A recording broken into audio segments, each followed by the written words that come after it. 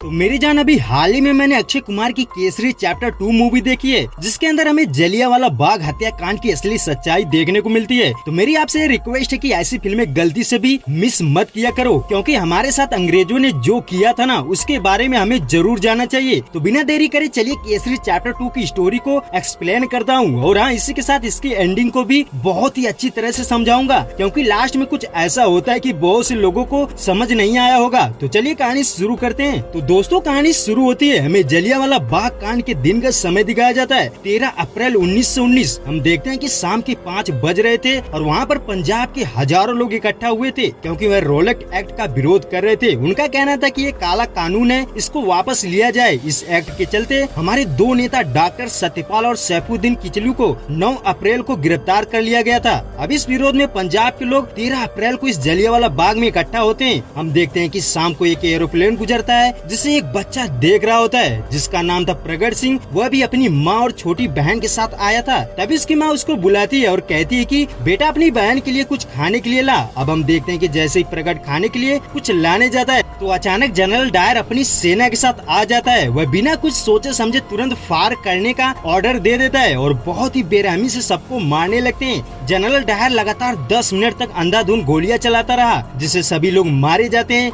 But उनके बीच प्रगट जैसे तैसे छिपकर बच जाता है, लेकिन उसकी बहन और माँ को मार दिया जाता है। उसके बाद हम देखते हैं कि हमें कृपाल सिंह नाम के शख्स के बारे में बताया जाता है। तो मैं बता दूं कि कृपाल सिंह एक प्रोफेसर थे। 1914 में विश्व युद्ध के दौरान जब अंग्रेजों को सैनिकों की कमी पड़ने लगी, तो उन अंग्रेजों ने हिंदुस्तानियों से वादा किया कि तुम अपने जवान हमारी लड़ाई में शामिल करो, बदले में हम तुम्हें आजादी देंगे। अंग्रेजों की इस वादे के चलते 15 लाख से ज्यादा सैनिक हिंदुस्तान से ब्रिटिश आर्मी में शामिल हुए, और जब युद्ध समाप्त हुआ तो अंग्रेजों ने हमें धोखा दे दिया और सबसे ज्यादा जवान पंजाब के लोग ने भेजे थे, जिसके चलते पंजाब के लोगों ने बगावत कर दिया। सोचो, वो युद्ध हमारा था भी नहीं, फिर भी हमारे लोगों को धोखे से बुलाकर उनको मरवा दिया गया। और इसी पक्ष में प्रोफेसर कृपाल सिंह ने पंजाब के नौजवानों को इकट्ठा करके ब्रिटिश की नींव हिला डाली थी। क्राउन कृपाल सिंह से परेशान था, तो जनरल डायर के लीगल एडवाइजर यानी कानूनी सलाहकार तीरथ सिंह का ये फैसला लेता है कि हमें सबसे काबिल लॉयर सी शंकर नायर को बुलाना चाहिए। तो हम देखते हैं कि सी शंकर नायर जी उस समय सबसे टॉप के लॉयर थे, जो अंग्रेजों की तरफ से लड़ते थे,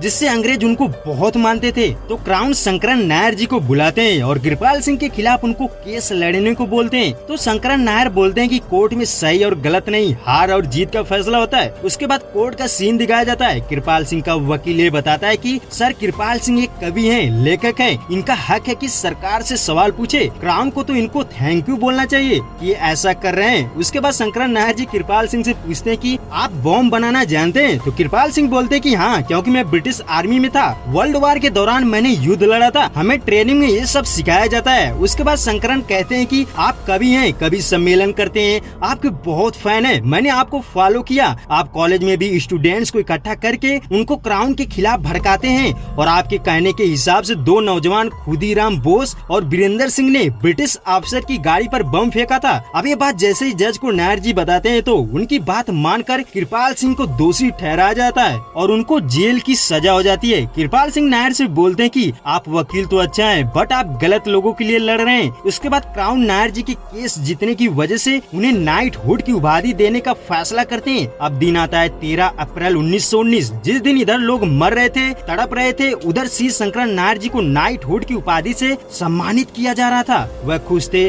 बट इस घटना के बाद ब्रिटिश लोग भी हैरान थे, क्योंकि उनको पता था कि गवर्नर जनरल ने बेवजह लोगों को मारा है। तो क्राउन ये फैसला लेता है कि हमें इस खबर को बाहर नहीं आने देना चाहिए, जिससे क्राउन की लोग धज्जियां उड़ा देंगे। इसलिए वह इस खबर को छापने वाले प्रेस को भी डराते हैं, धमकाते हैं और छपी हुई सारी खबर जला देते हैं। और जो लोग इस घटना में बच गए थे, उनको चुप रहने के लिए पैसे दिए जाते हैं। अब लीगल एडवाइजर तीरथ सिंह कहता है कि हमें एक कमीशन का गठन करना चाहिए, जो इस बारे में छानबीन करे और लोगों को असली सच्चाई बताए। तो इस वायसराय कमीशन में शंकर नायर जी को भी शामिल किया जाता है। उनसे कहा जाता है कि आप लोग इस घटना के बारे में इन्वेस्टिगेट करिए और लोगों को बताइए कि जनरल डायर ने जो किया ठीक है, जिससे लोगों का क्राउन पर विश्वास बना रहेगा। अब हम देखते हैं कि कमीशन इसकी जांच करने लगता है। हम देखते हैं कि क्राउन का कहना था कि हमने 1650 टेररिस्ट मारे हैं। तो शंकर नायर जी कहते हैं कि ठीक है, लेकिन जब टेररिस्ट अटैक किए थे तो हमारे कितने सैनिक मरे थे? तो इस पर क्राउन कुछ नहीं बोलता बल्कि वह मजाक उड़ाते हैं। ये सुनकर शंकरन नायर जी को डाउट होने लगता है। वह तीरथ से इस बारे में पूछते हैं बट वह कुछ नहीं बताता।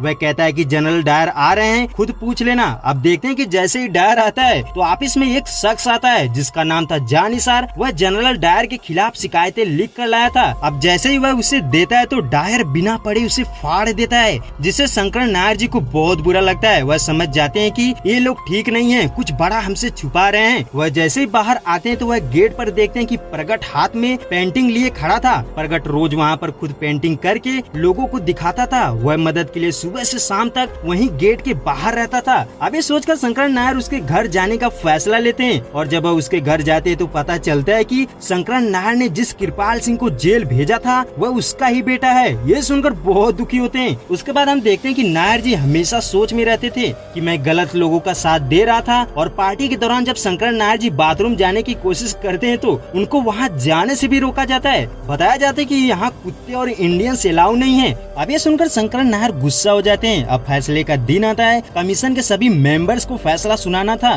कि डायर सही है। तो हम देखते हैं कि सभी मेंबर्स डायर के लिए नॉट गिल्टी लिखते हैं बट नायर जी गिल्टी लिखते हैं, यानी सभी मेंबर्स का एक मत होना चाहिए। बट फिर भी कोई नहीं मानता। वह कहते हैं कि आपका काम खत्म हुआ, अब आप अपने घर जा सकते हैं। उसके बाद देखते हैं कि जैसे ही नायर जी गेट पर पहुंचते हैं तो पता चलता है कि प्रगट वहाँ नहीं था, इसलिए उससे मिलने उसके घर जाते हैं। वहाँ देखते हैं कि प्रगट मर चुका था। बताया जाता है कि उसने आत्महत्या कर ली है। ये देखते ही नायर जी बहुत दुखी होते हैं, लेकिन फिर भी वह ये सब इग्नोर करते हुए अपने घर केरल जा रहे थे। लेकिन स्टेशन पर ही उन्हें एक लॉयर मिलती है जिसका नाम था दिलरीत गिल। वह उनसे जलियांवाला बाग हत्याकांड के बारे में बताती है। वह कहते कि आप सब कुछ जानकर भी चुप नहीं रह सकते। भले ही डायर ने लोगों को मारा था बट ये बच्चा सिर्फ आपकी वजह से मरा है। दिलरीत गिल शंकर नायर जी को जलियांवाला बाग जाने के लिए भी उकसाती है। अब हम देखते हैं कि दिलरीत गिल जनरल डायर के खिलाफ केस फाइल करती है। ये जानकर क्राउन हिल जाता है। वह कहते हैं कि अब ये कौन आ गया, अगर ये सच लोगों को पता चला तो बहुत दिक्कत हो जाएगी। उन्हें मैकर्डी जज से भी प्रॉब्लम थी क्योंकि वो बहुत सख्त थे, यानी बिकने वालों में से नहीं थे। तो तीरथ सिंह कहता है कि ये केस ट्रायल में ही खत्म हो जाना चाहिए,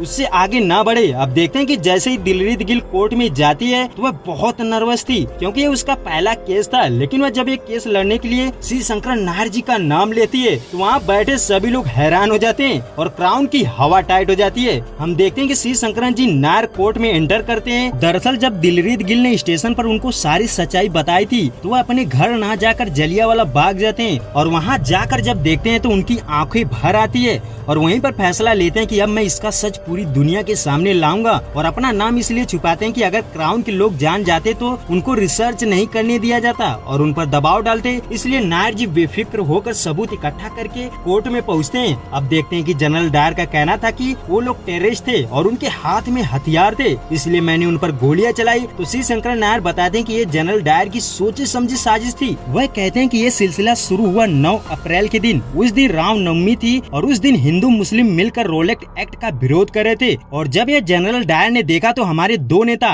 डॉक्टर सत्यपाल और सैफुद्दीन किचलू को गिरफ्तार कर लिया क्योंकि उनको डर था कि कहीं हिंदू मुस्लिम एक न हो जाएं। और तब से जनरल डायर ने एक प्लान बनाया कि पंजाब के लोगों को इकट्ठा किया जाए। उसके लिए मशहूर लीडर कन्हैया लाल जी के बारे में झूठी खबर फैलाई। उनका कहना था कि लीडर कन्हैया लाल आज शाम 5 बजे जलियांवाला बाग आएंगे, जिसके चलते वहाँ ज्यादा से ज्यादा भीड़ इकट्ठा होगी। और वहीं घटना से पहले 10 अप्रैल को जनरल डायर ने कुछ आर्मी बुलाई थी क्योंकि वह जानता था कि सरदार फौज अपने लोगों पर गोलियां नहीं चलाएगी, इसलिए वह ब्रिटिश आर्मी बुलाता है। और फिर 13 अप्रैल को शाम 5 बजे घटना से आधा घंटा पहले ऊपर से प्लेन गुजरता है ताकि वहाँ ये पता चल सके कि कितने लोग इकट्ठा हुए हैं। अब ये सब बातें शंकरन जी कोर्ट में बताकर सबको शॉक्ड कर देते हैं। वह कहते हैं कि इन्होंने कोई भी रूल फॉलो नहीं किया, इनकी ये सोची समझी साजिश थी। तो इन सब बातों के आधार पर जज मैकर्डी जनरल डायर के खिलाफ कार्रवाई शुरू करता है, जिसके लिए अगली डेट दी जाती है। और जैसे ही कोर्ट रूम के बाथरूम में नायर जी जाते हैं तो हम देखते हैं कि वहाँ पहले से ही डायर था। वह कहता है कि तुम लोग मत भूलो कि तुम ब्रिटिश एम्पायर के गुलाम हो। अब ये बात सुनकर नायर जी उसकी मेन बंदूक की तरफ देखकर बोलते हैं कि द एम्पायर इज श्रिंकिंग, यानी आपका एम्पायर सिकुड़ रहा है, और मजा आ जाता है। उसके बाद देखते हैं कि प्रेस वाले उनकी बैंड बजा देते हैं। अखबार में डायर के खिलाफ लोग छापने लगते हैं और क्राउन की बेइज्जती होने लगती है। अब क्राउन फैसला लेता है कि हमें किसी बढ़िया लॉयर को लाना पड़ेगा जो शंकर नायर का कोर्ट में मुंह तोड़ जवाब दे।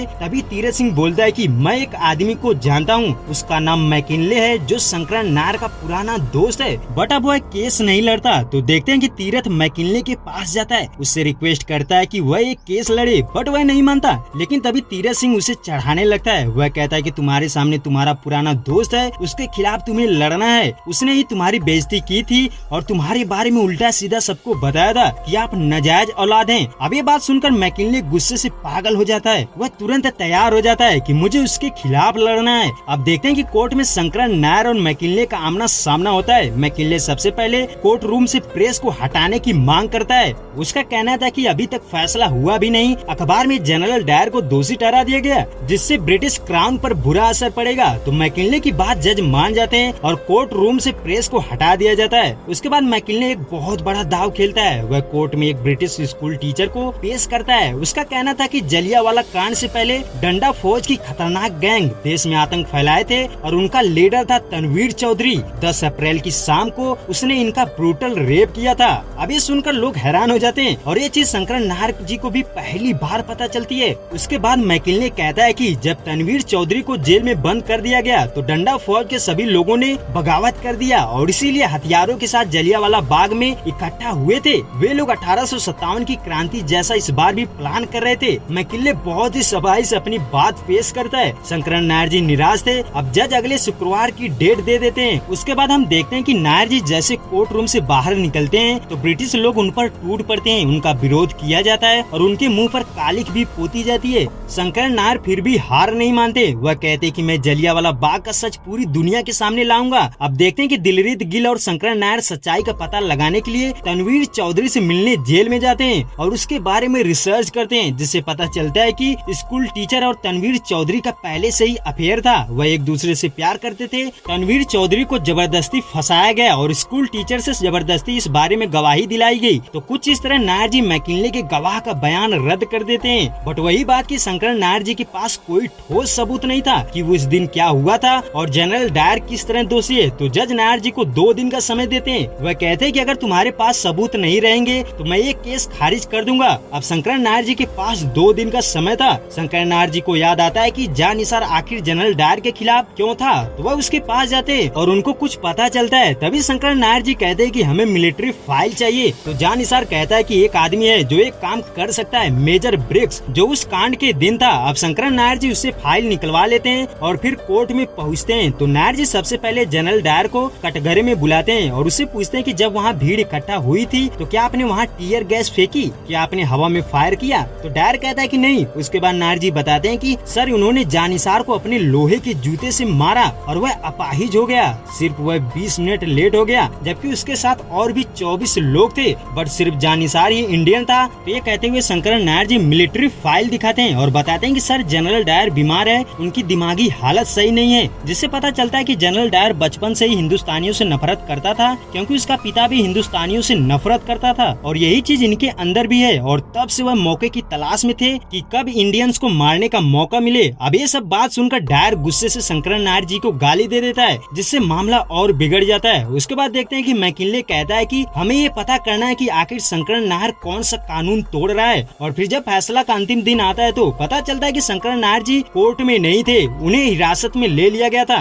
दरअसल मैकिनले कोर्ट में ये सब बताता है कि उन्होंने नेशनल सिक्योरिटी की इम्पोर्टेंट फाइल को चुराया है और जनरल डायर के बचपन के पर्सनल चीजों को यूज किया। अब ये बात सुनकर जज मैकार्डी जनरल डायर पर लगे सभी आरोपों को खारिज कर देते हैं और केस रद्द कर दिया जाता है। उसके बाद शंकरन नायर जी बहुत दुखी होते हैं, क्योंकि वह केस हार चुके थे। वह अपने घर जाते हैं। वहीं उधर दिलजीत गिल भी निराश थी। अब उसके घर वाले उसकी शादी करवाने वाले थे। कुछ महीने बाद शंकरन नायर जी को एक दिन एक खत मिलता है जो कृपाल सिंह ने भेजा था। उससे पता चलता है कि उसका बेटा प्रगट आत्महत्या नहीं किया था, बल्कि उसे मारा गया था। तो ये जानकर नायर जी बहुत रोते हैं और उसके बाद फैसला लेते हैं कि मैं एक बार फिर कोशिश करूंगा। फिर देखते हैं कि वह दोबारा दिलजीत से मिलते हैं। उससे कहते हैं कि जिन जूरी मेंबर्स ने वर्डिक्ट दिया था हमें उनके बारे में पता करना है और फिर सबूत इकट्ठा करके एक बार फिर से कोर्ट में केस को रीओपन करने की अपील करते हैं। अब देखते हैं कि जज भी बदल चुका था, तो वह केस डिसमिस कर देता है। तभी नायर जी पूछते हैं कि ऐसा क्यों, तो वह नहीं मानता, जिससे नायर जी उसे गाली दे देते हैं, जिससे जज गुस्से से पागल हो जाता है। वह कहता है कि मैं तुम्हारे खिलाफ कंप्लेन करूंगा और तुम किसी भी कोर्ट में कभी भी कोई केस नहीं लड़ पाओगे, जिसके लिए वह अगले शुक्रवार की हियरिंग बुलाता है। अब ये बात सुनकर डायर और मैकिनले बहुत खुश होते हैं कि नायर ने इतनी बड़ी बेवकूफी कैसे कर दी। उसके बाद देखते हैं कि अगले शुक्रवार को कमेटी के मेंबर्स को इकट्ठा किया जाता है और इस बार बहुत सारे प्रेस वाले भी थे, क्योंकि क्राउन चाहता था कि नायर जब माफी मांगेगा या फिर उसको उसके पद से हटाएंगे तो प्रेस वालों को पता चले और उसकी बेइज्जती हो।